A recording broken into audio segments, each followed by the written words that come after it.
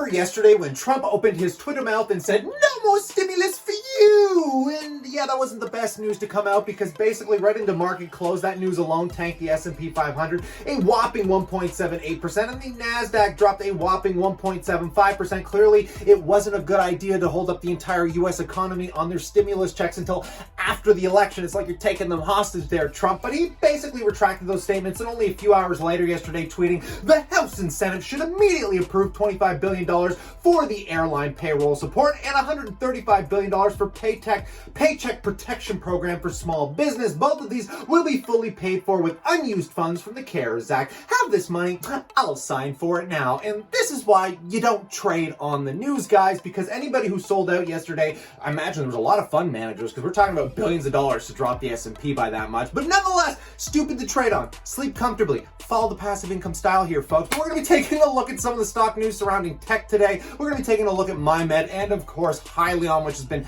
falling a little bit down, but nonetheless, this is just my opinions on some stocks I find super interesting. If you guys enjoy the news I share, as always, hit that like button, folks. But let's just...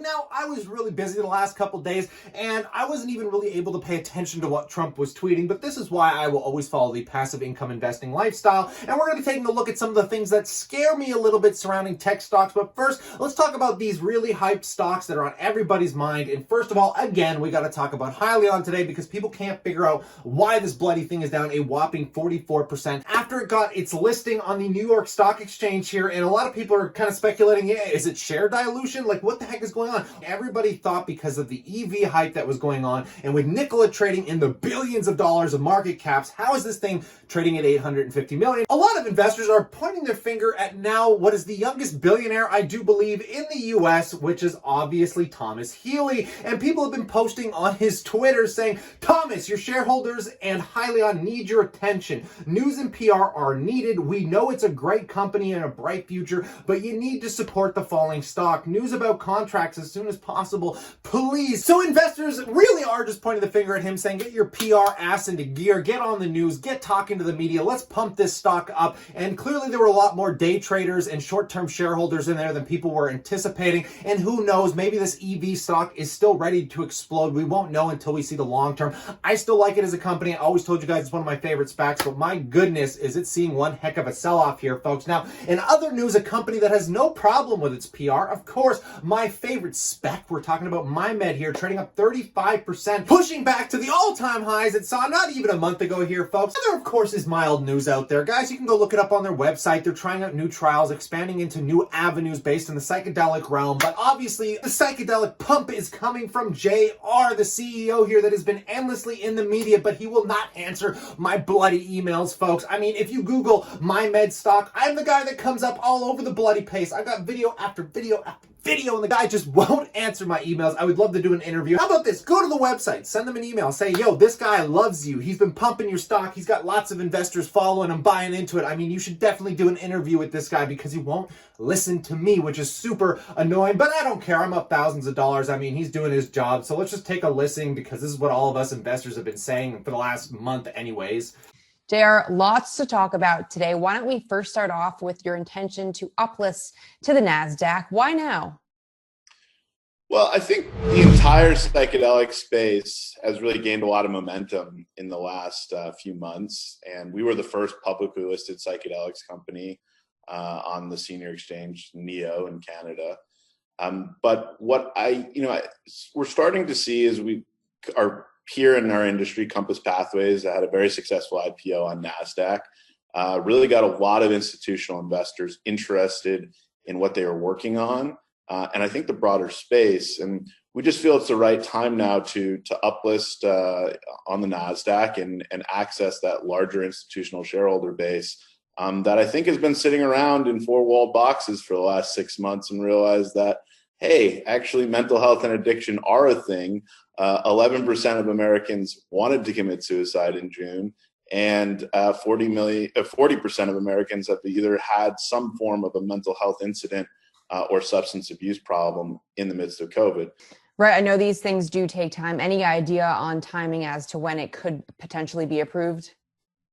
Well, I told the exchange yesterday, but they didn't. They didn't really seem to care. But I think our target would be sometime in Q4, Q1. But again, these are all, you're really beholden to the exchange to make that happen. And I would totally agree. So again, no news has come out. We're all crossing our fingers. We're going to get that NASDAQ listing, and things should become pretty la-di-da here because it's going to give access to a bunch of people that can't buy it already in their brokerage accounts. And I've been talking to a lot of you from the hashtag Rich Gang group, our WhatsApp group that you can join through the passiveincomeeducator.com there. Guys, you can talk to us directly. And a lot of you have been saying you can't even access it without special brokerage accounts. Well, this is going to change all of that. But by then, I think it might be a little late to get into the stock. But putting that aside, we got to talk about tech right now, guys, because there is an incredible amount of fear. And many of you know a huge chunk, well, about 30% of my portfolio sits in tech. And even the Canadian government is joining in this banter about basically separating these monopolies up. And I'm going to tell you what's going to happen if that decides, to actually come into fruition. But let me read you this article because I can't believe the Canadian government is joining board. Critics say, adding that there is a lot riding on Justin Trudeau's proposals to tax big tech giants, the government suggested in its throne speech coming legislation of new regulations for companies like Facebook, Google, Apple, Twitter, and Netflix. Web giants are taking Canadians'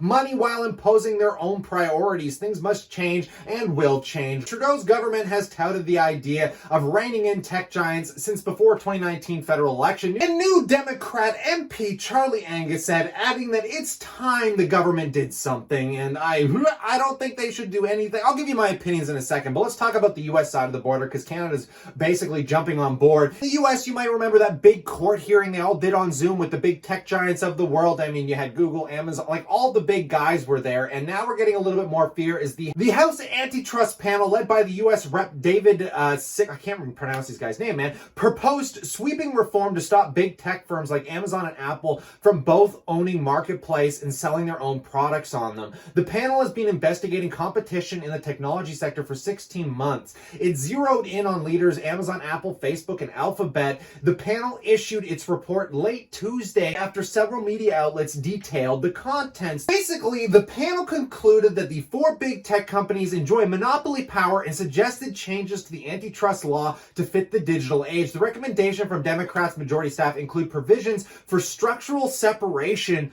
of these companies, guys. I mean, just saying that alone scares me. Could you imagine Facebook trying to sell Instagram? I mean, what would that be worth alone, and let alone forcing them to sell it? I'm surprised the stock hasn't dropped more. I mean, just taking a look at Facebook here, guys. I mean, if I can get it to... Oh, my Lord. Just taking a look at Facebook here, guys, it is still trading up real nicely. I mean, you got Amazon up here, guys, still trading up 3% today, and then along with Apple, of course, still trading up 1.7%, completely recovering from that Trump news. Now, I think people are underestimating the severity of how hard the governments want to come down on big business. Now, these companies are conglomerates for a reason, and at least in that Senate, there was people saying, look, if you separate Amazon, there's no way their business model is going to be any good anymore. So, I mean, there is some hope that this is just going to fly by, and that is what I'm crossing my fingers on. Again, as these make up some huge positions in my portfolio, but I am honestly shocked at how well the markets are taking this. It's either that or people are so focused on other news in the markets that they're just not aware that there are severe talks going on multiple borders, multiple governments trying to attack these tech giants. And again, they have the money to conclude it. I mean, Facebook isn't even monetizing half their platform, so I would laugh if they just gave up something like WhatsApp, which I pray to God that never happens. I absolutely love Facebook and their platform, so let's pray to the Facebook and digital gods and the iCloud gods and anything else that can rain down Thor's thunder on the government that this does not happen, because again, guys, I think it's better for shareholders. I think it's better for the companies. And yeah, they can squash competition left, right, and center, but they didn't stop TikTok from coming over and dominating until Trump said, no more of you! Get the hell out. And that's generally what happens. And in light of all of this news, including my PC crashing in between this video, I'd love to know what you think in that comment section below about what we talked about today. Very interesting stuff, but stay cool, stay awesome, and I can't wait to talk to you tomorrow.